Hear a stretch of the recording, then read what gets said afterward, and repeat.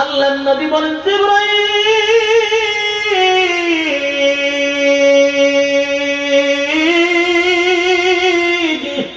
আমার মালিক কেন আসতে দেয় না রে? আমার মালিক কি সত্যি আমার প্রতি রাগ করছে? আমার মালিক কি আমার প্রতি অভিমান করছে? কেন তোরে আসতে দেয় না? কেন আমার মালিক তোমারে আটকায় রাখলো? জিবরাইল হুজুর, 15 দিন আগে আপনার কাছে মক্কার মানুষ আসছিল 3টা প্রশ্নের জন্য। আপনি তাদেরকে বলছেন আগামী কালকে জানাবেন। এই কথাটা আল্লাহর কাছে পছন্দ হয় নাই।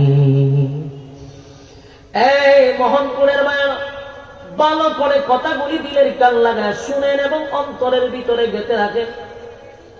আল্লাহর নবী 15 দিন পর্যন্ত কান্না। কেন কান্না?